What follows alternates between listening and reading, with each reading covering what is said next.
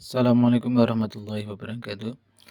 Hari ini kita akan membahas tentang soal P3K moderasi beragama untuk Kemenak tahun 2023. Kemudian selamat kepada teman-teman yang kemarin lulus passing grade, terutama untuk teman-teman yang P3K guru, umumnya untuk semua teman-teman yang kemudian lolos passing grade P3K. Oke, kita bahas soal nomor 1. Moderasi Islam menjadi paham keagamaan keislaman yang mengejawantahkan ajaran Islam yang sangat esensial, yaitu moderasi Islam yang lebih mengedepankan persaudaraan. Dalam konteks kehidupan berbangsa, kita dihadapkan dengan masyarakat yang majemuk. Tidak semua teman kita berasal dari agama yang sama. Dari uraian tersebut merupakan penerapan dari titik-titik. A. Moderasi beragama. B. Moderasi Islam. C. Moderasi dalam akidah. D. Moderasi dalam syariah. E. Moderasi dalam akhlak. Oke, kita bahas ya. Jadi kata kuncinya ini adalah moderasi Islam dalam konteks kehidupan berbangsa. Nah, kita itu merupakan penerapan dari moderasi Islam tentang apa gitu ya. Nah, ini yang coba moderasi beragama. Jadi kalau dia dalam konteks berbangsa ini kurang tepat ya. Karena bangsa itu dia sifatnya umum ya. Walaupun di sini ini kan beragama tetapi di konteksnya umum. Jadi lebih kepada sebenarnya moderasi Islam kalau dalam konteks berbangsa itu lebih kepada persaudaraan ya, persaudaraan karena sesama sebangsa setanah air. Nah, maka moderasi yang tepat adalah yang mana? Kalau moderasi beragama ini kurang tepat, kemudian B moderasi Islam ini juga kurang tepat, moderasi dalam akidah juga kurang tepat. Kalau akidah itu persoalan keyakinan ya. Jadi persoalan keyakinan itu dimanamakan ibadah akidah. Kemudian yang D ini moderasi dalam syariah. Nah, syariah ini adalah persoalan hukum muamalah dalam ilmu fikih. Jadi ini juga kurang tepat. Kemudian E moderasi dalam akhlak. Nah, ini adalah kemungkinan yang tepat adalah moderasi dalam akhlak. Kenapa? Karena moderasi Islam dalam paham kebangsaan itu dia adalah hubungan persaudaraan ya. Persaudaraan bukan sebagai sesama muslim, juga bukan sebagai ini, tetapi dia sebagai sebangsa setanah air. Maka kemudian dia lebih tepatnya adalah moderasi dalam akhlak, artinya dalam perilaku kehidupan sehari-hari. Nomor 2, dalam moderasi beragama maka kita harus berhati-hati dengan paham radikalisme, karena pemahaman yang tidak menyeluruh tentang Islam dalam konteks hadis atau akar menimbulkan pemahaman yang keliru tentang Islam. Yang dimaksud dari radikalisme yaitu titik-titik. Nah, oke, kita lihat jawabannya. A.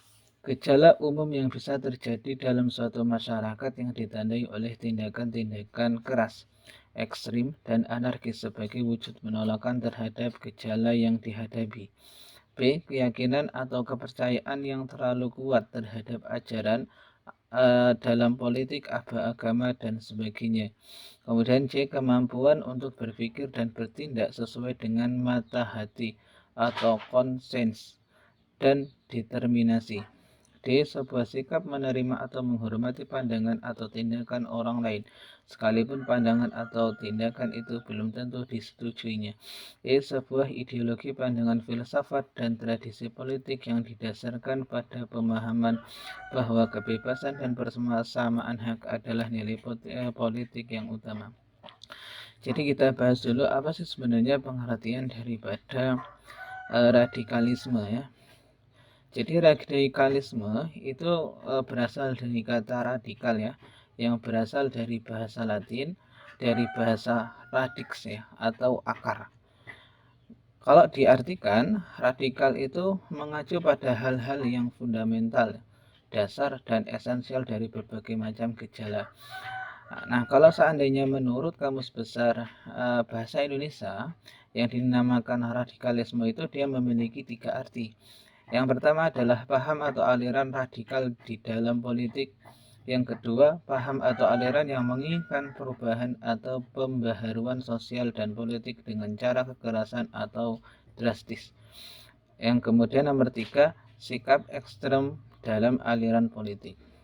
Nah, kalau seandainya kita satukan ya, kita simpulkan, jadi radikalisme itu adalah sebuah gagasan atau ide atau gerakan yang menghadapi perubahan secara menyeluruh baik dalam lingkungan sosial, politik maupun keagamaan dengan mengandalkan kekerasan. Nah, kuncinya radikalisme itu adalah di kekerasan. Jadi apapun itu yang kemudian mengarah kepada bentuk kekerasan, keyakinan atau pikiran mengarahkan kepada kekerasan itu kemudian dinamakan radikalisme. Nah, kita lihat sekarang di jawaban. Kita lihat ya. Gejala umum yang bisa terjadi dalam suatu masyarakat yang ditandai oleh tindakan-tindakan keras, ekstrim, dan anarkis sebagai wujud penolakan terhadap gejala yang dihadapi. Nah, ini sesuai ya, yang A ini sesuai dengan radikalisme. Kita lihat jawaban yang lain apakah ada yang lebih sesuai atau tidak. Nah, B, keyakinan kepercayaan terlalu kuat terhadap aliran politik ya, terlalu kuat saja kalau dia tidak dilakukan dengan kekerasan, dengan sesuatu yang sifatnya ekstrim, dia tidak dinamakan radikalisme. Kemudian kemampuan untuk berpikir dan bertindak sesuai dengan mata hatian, ini tidak ya, ini bukan radikalisme. Kemudian di sebuah sikap menerima atau menghormati pandangan atau tindakan orang lain, sekalipun pandangan atau tindakan itu belum tentu disetujui, ini juga bukan radikalisme ya, ini lebih kepada toleransi. Kemudian yang M, sebuah ideologi, pandangan, filsafat, dan tradisi politik yang didasarkan pada pemahaman bahwa kebebasan dan bersama hak adalah nilai politik yang utama, ini juga bukan pengertian radikalisme. Jadi pengertian yang tepat adalah yang A. Oke, soal nomor 3.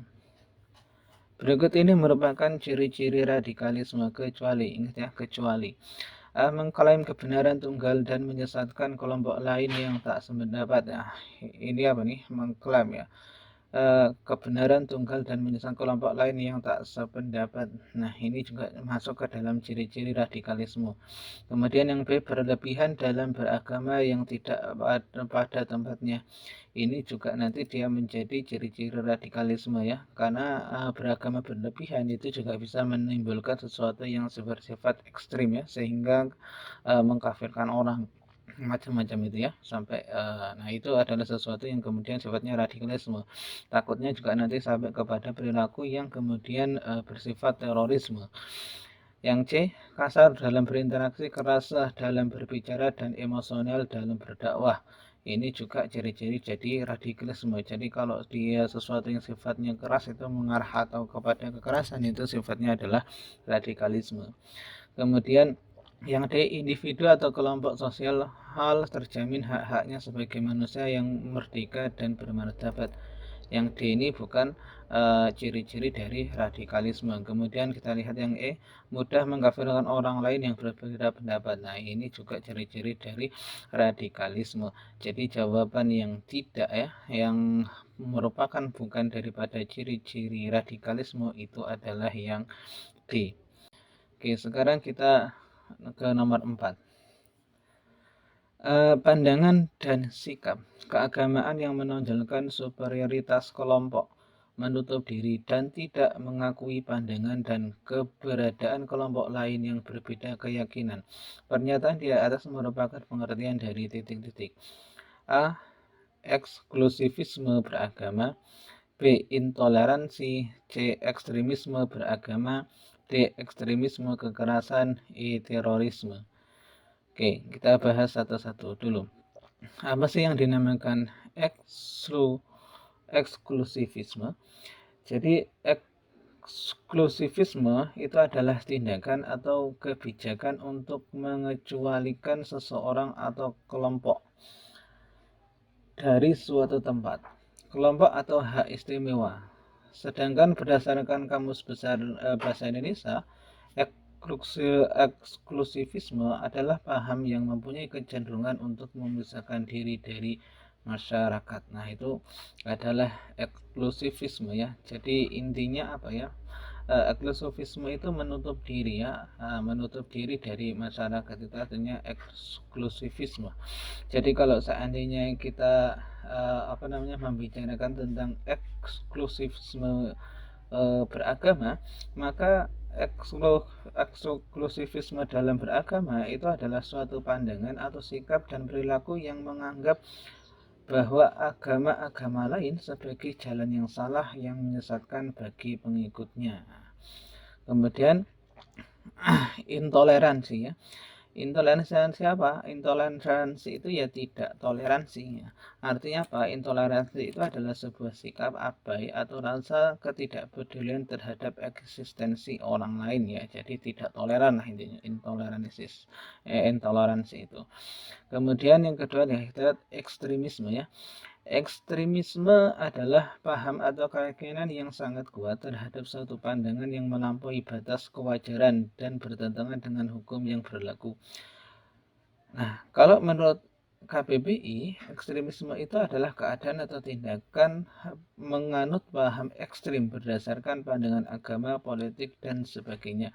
Nah, istilah ekstrim itu intinya adalah mengacu kepada sesuatu yang sifatnya kekerasan ya, itu ekstremisme. Ekstrim ya, sesuatu yang ekstrim ya, yang melampaui batas itu. Kemudian terorisme. Nah, terorisme itu apa? Terorisme itu adalah penggunaan kekerasan untuk menimbulkan ketakutan dalam usaha mencapai tujuan ya. Jadi sesuatu yang sifatnya memakai kekerasan. Atau sederhananya kalau dia menurut KBBI itu adalah tindakan teror ya, atau terorisme itu dapat dikatakan adalah perbuatan yang menimbulkan suasana teror yang secara meluas yang dapat menimbulkan korban yang bersifat massal. Nah, terorisme itu, aksi teror itu adalah aksi kekerasan ya terhadap, baik itu nanti dia terhadap agama, baik kemudian terhadap orang atau terhadap sesuatu yang lain. Nah, memberikan ketakutan macam-macam itu juga sebenarnya wujud dari terorisme ya. Mengancam itu juga sebenarnya perilaku daripada terorisme. Nah, kalau kita lihat, maka pandangan dan sikap keagamaan yang menonjolkan superioritas kelompok, menutup diri dan tidak mengakui pandangan dan keberadaan kelompok lain yang berbeda keyakinan, maka ini adalah pengertian daripada eksklusivisme beragama gitu ya. Nah, dia mengucilkan diri, sehingga menganggap kelompok seseorang yang lain itu tidak benar, dia salah, pasti salah. Itu namanya eksklusivisme beragama. Yang nomor 5, Islam memiliki konsep kehidupan yaitu Islam rahmatan lil alamin, yaitu titik-titik. A. Ajaran Islam yang mendasar dan sekaligus menegakkan keseimbangan dalam ciptaan dan kesatuan kehidupan. B. Mencintai tanah air sebagian dari iman. C. Islam yang memberikan kedamaian dan menyebarkan nilai kasih sayang kepada seluruh alam. D. Ajaran Islam yang menyeluruh meliputi semua zaman kehidupan dan eksistensi manusia, teladan yang baik bagi umat manusia. Nah, rahmatan lil alamin itu artinya adalah rahmat bagi alam ya, bagi seluruh alam. Kalau kita ngomongin rahmat itu artinya ya kasih sayang. Artinya apa? Konsep Islam rahmatan lil alamin itu adalah konsep yang memberikan Islam itu memberikan kasih sayang terhadap semua yang ada di alam, baik itu kemudian dia berupa manusia maupun kemudian dia berupa hewan, tumbuhan atau hal lain ya. Apalagi kalau di dalam keyakinan orang Islam itu sebenarnya semua benda, semua hal itu dia dikatakan makhluk ya, kecuali Allah itu dikatakan makhluk. Artinya semua itu ya dia bisa berbicara, berzikir dan macam-macam. Sehingga konsep rahmatan lil alamin itu tidak hanya berlaku kepada manusia, tetapi dia untuk semua yang ada di alam ya. Artinya semua yang bersifat makhluk itu adalah harus diberikan sebuah kasih sayang ya. Jadi jawaban yang tepat adalah ini, Islam yang memberikan kedamaian dan menyebarkan nilai kasih sayang kepada seluruh alam. Jadi jawabannya adalah yang C. Oke, demikian yang bisa saya sampaikan. Jadi kalau ada yang perlu didiskusikan, kita diskusikan, belajar bareng-bareng ya. Karena belajar itu tidak hanya ketika kita ujian saja, tetapi uh, selama kita masih hidup kita dituntut untuk belajar. Oke, terima kasih. Saya Heri. Wassalamualaikum warahmatullahi wabarakatuh.